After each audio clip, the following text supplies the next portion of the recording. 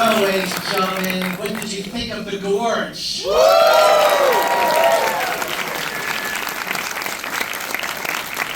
My name is Scott Nance. I am very excited to moderate tonight's conversation here at the Aero Theater, the American Cinematheque.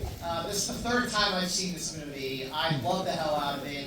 Our panelist of honor tonight has directed films like Doctor Strange and The Black Phone. I think this is his best movie yet. Please welcome director Scott Derrickson.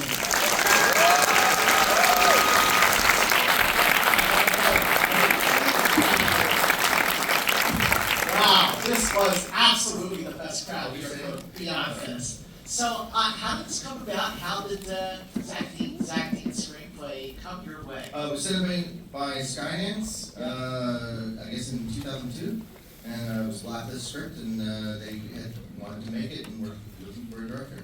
So, what was the first conversations you had with Zach that maybe further developed the screenplay in the direction that you took it? Well, I mean, when I first read it, at first I said no, actually, to it. Oh. And then I said yes for the same reason I said no. Which was?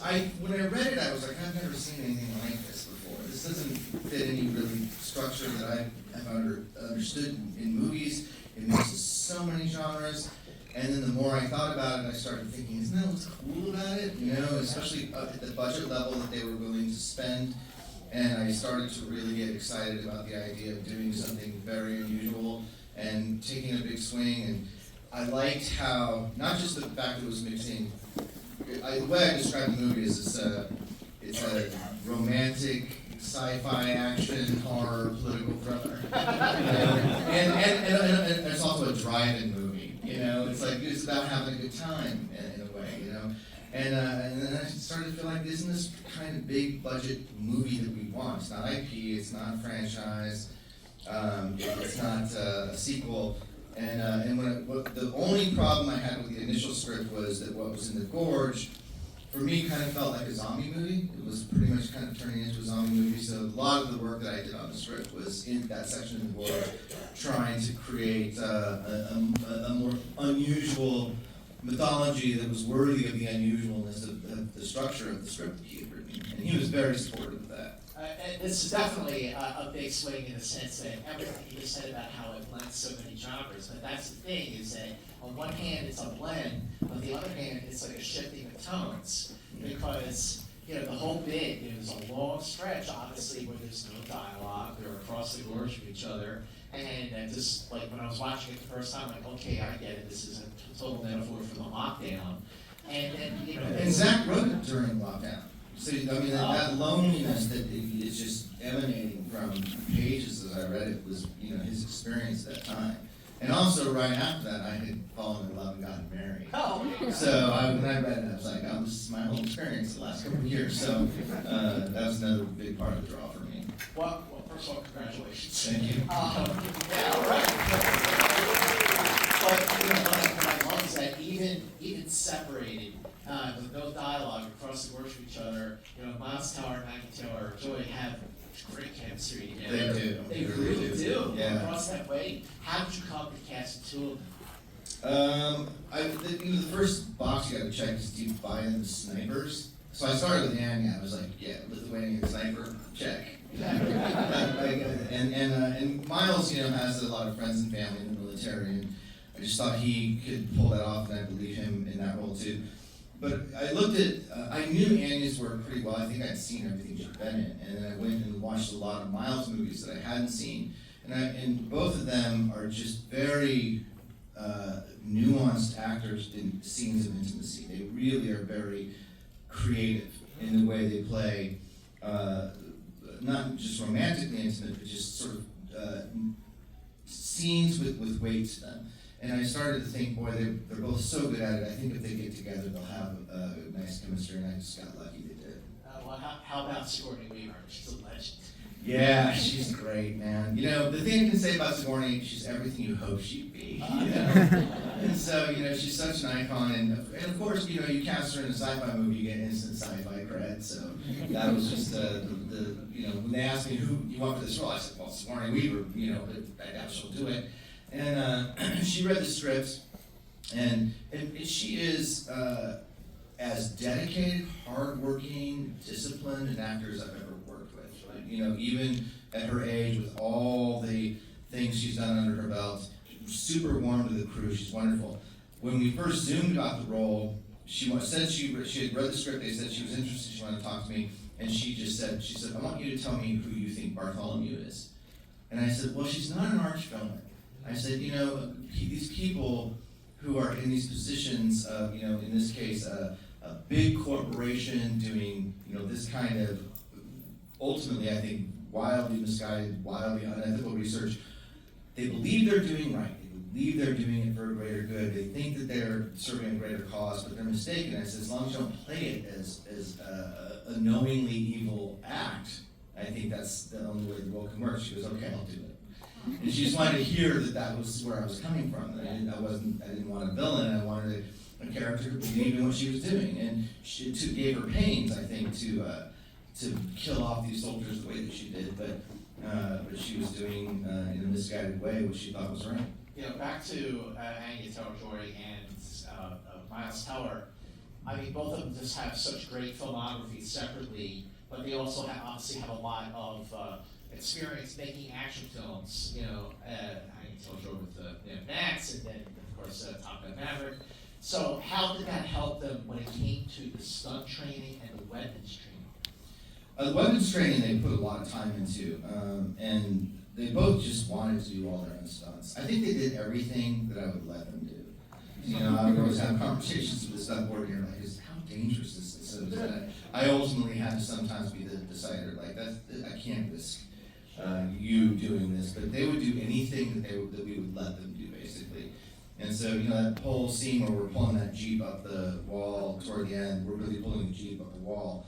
And everything that they're doing, they're on cables, but they're up there vertically with all these stunt actors, you know, doing all that stuff themselves. And it was, I think it was exhausting, but, you know, ultimately rewarding for them to do that. What was it like filming the scenes where they're separated?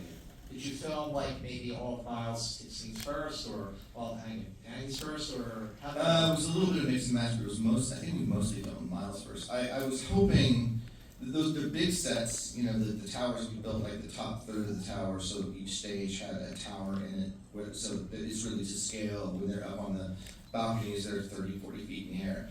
There was just no way to get the other actor into any kind of view where they could interact with them. So I mostly shot them separate, you know, and sometimes I would do a week at a time. So I'd, you know, say, Anya, you know, last Tuesday when I was shooting Miles, he did this really funny thing, you know, and I described it to her, or show a clip of it, and then she would react to it.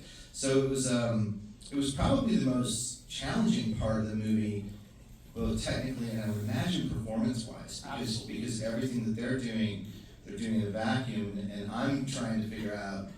I remember when I first started shooting it, I didn't, you know, I storyboarded a lot. I didn't storyboard any of that. I was like, it's, you know, it's a two-person scene. And when I started shooting, I was like, God, they gotta write the cards, and they gotta turn around, and then they gotta look through the thing, and they gotta do that like 15 times. How do you not make this boring? So it technically became a very tedious process to figure out how to do that without it getting boring. But what makes it interesting are them. And, you know, Anya, I've worked with a lot of big actresses, you know, like Oscar winners, you know, the creativity of the things she would do, like even shooting those scenes, I would just constantly roll the camera and be like, oh, it's wonderful. You know, it's so much better than what I had in mind, you know, and that's what you want from actors, you know, if you cast well, you are always hoping that they'll surprise you with and acting is choices, you know, and you know, they both have incredible instinct to make interesting choices when the majority of actors wouldn't. So the scene where they finally get together, and you know, boy was that a commute. What was that filming that scene like? You know, when they first meet? Yeah, first. It was really wonderful. It was really, I mean, you could feel I laughed a lot. You know, I thought that Miles was really wonderfully funky and awkward, and the only thing I had done was I told them to pace it out, to sort of move toward each other slowly, and the rest of it was just sort of them doing what they do, doing what good actors do. I remember, again, Anya filming that last moment where she sort of rolls her eyes and swoons off. It was wonderful, that wasn't anything but her. But it was, you could feel the energy even on the set, because I think up to that point we had only shot them separately. Because we really did shoot out most of the upper Gorge stuff, and that became a section of the movie, and then we started shooting all the action. When I was watching the film for the first time, there were so many things that struck me, particularly when it came to cinematography. So you talk about the collaboration that you had with your cinematographer, but also the production designer. They're two of the best. Rick Heinrich, Oscar-winning production designer. I told him from the beginning that I really wanted to avoid as much CGI work as possible in terms of locations and sets. And so most of what you see is, almost all of what you see in the movie is either a real location, the exteriors at the end, and the quadcopters and all that stuff. But almost everything in the Gorge are big sets with the CG extensions, and that's Rick loves that. And he came up with a lot of the specific designs of that. And Dan Lowson, who has shot the last couple of Guillermo del Toro movies, Shape of Water, just shot Frankenstein, and also shot the John Wick sequels. Wow. He's a really accomplished DP and an old curmudgeon. He's so great. I loved him. He was just so fun. But he got very excited about the visual design of the movie, especially when I talked to him about the kind of Italian horror look of the Gorge, this audacious colors and colored mist. We did a lot of testing. But it's very hard to saturate a set with that kind of atmosphere and color and do something that bananas and still have human faces and not have it all turned into a cartoon. And he was very disciplined and specific about doing that.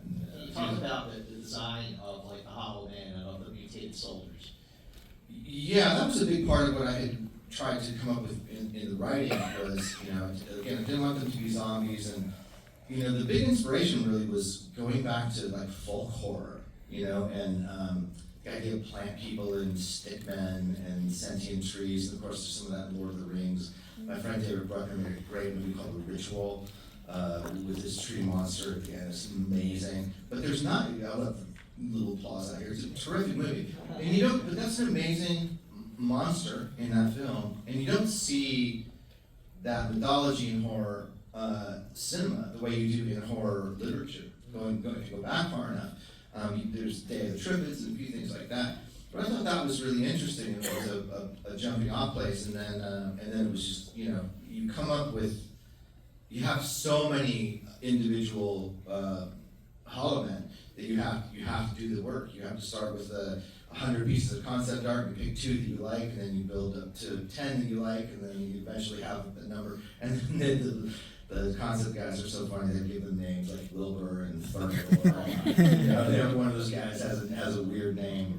But the challenge of it and the idea of it was when I read the script, this is what I felt about the movies. I thought that Zach's script had something really sublime going on between these two, isolated people and what it said about COVID.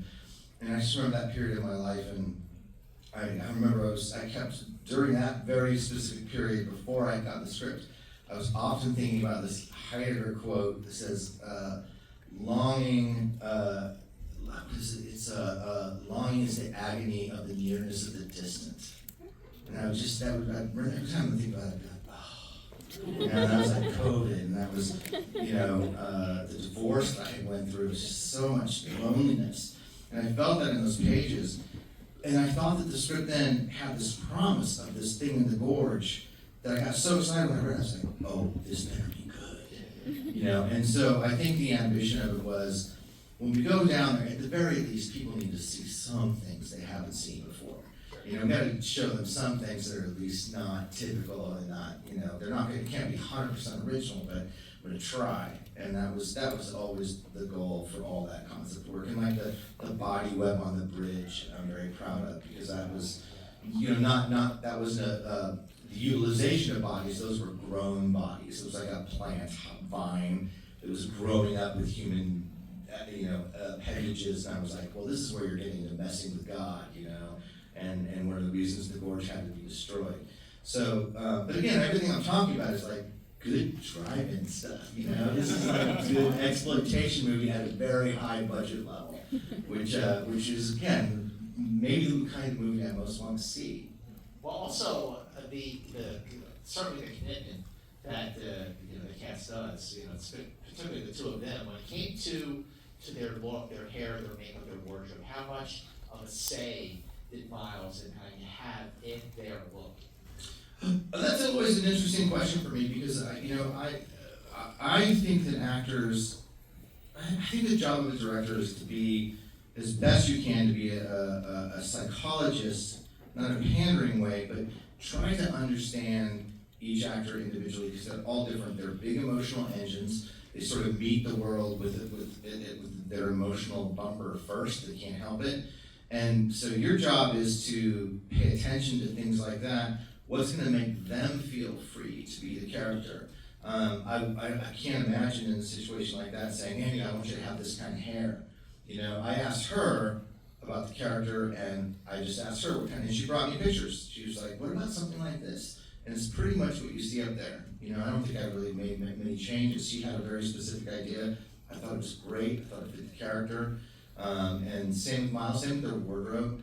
I trust them working with the hair person, the costume person. If something doesn't work, I'll say so. Yeah. But it's very important for your actors to feel comfortable in their own skin, the costumes you give them, the hair you give them, all that sort of stuff.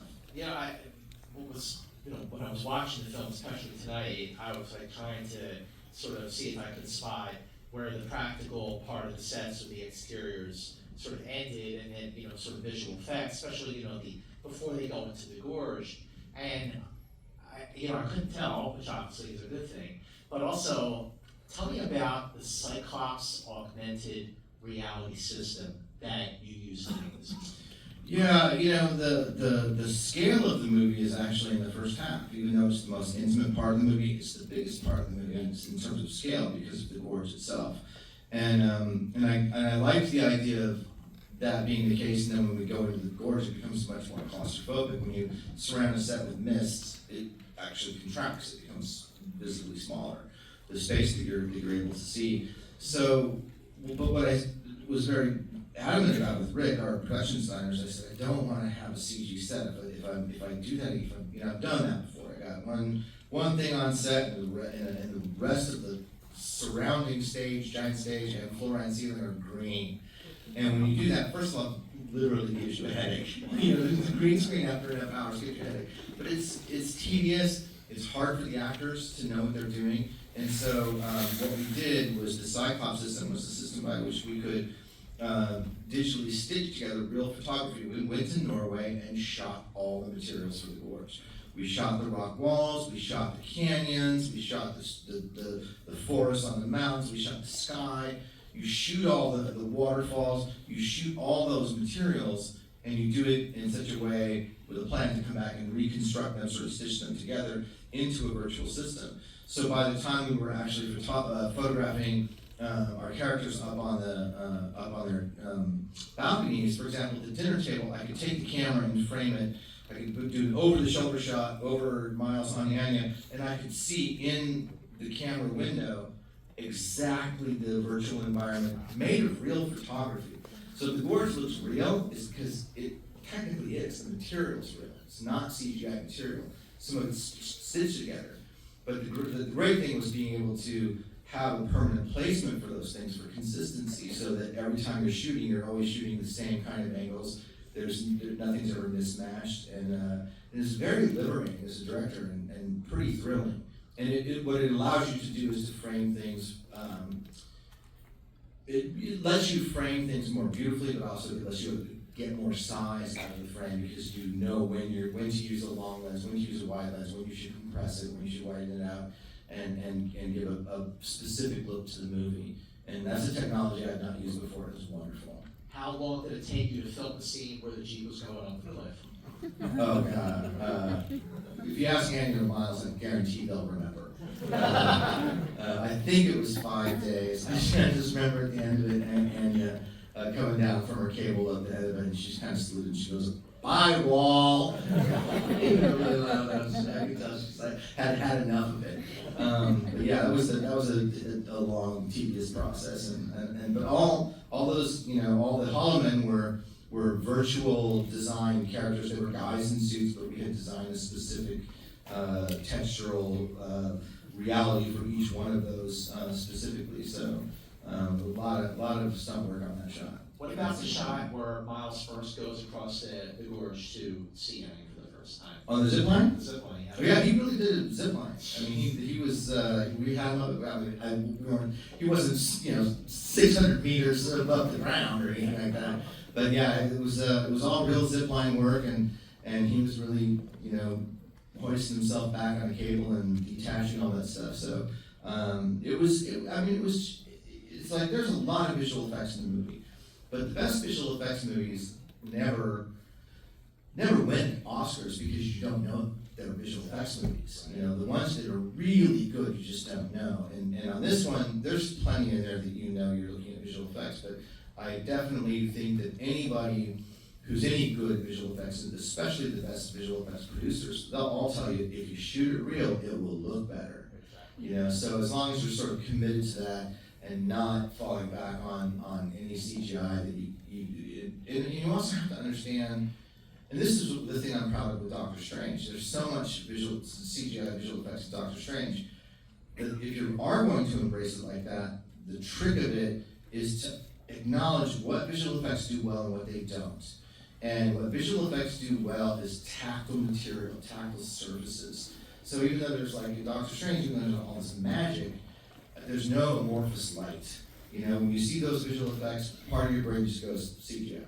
But when they make when they make portals, they look like sparks, like welder sparks. They have a tactile energy to them. You feel like you know what they would feel like if you touch them. And so in any movie, for me, that's always the thing I try to avoid is anything that's giving the audience surface textures that are not instinctively familiar to them. Because anytime you see those in the movie, you know it's not real. When I was watching too, I just felt like, why do I feel like this is the most creative freedom you've had on a film? Is that fair to say? Because it just, again, this the blending of the genres and the shifting of the tones. I mean, it's a most ambitious film that I've seen you do yet. Well, and Final Cut on Sinister, so that's the winner. But no, I've been really fortunate. I've had great creative freedom in my career. People like to knock Marvel.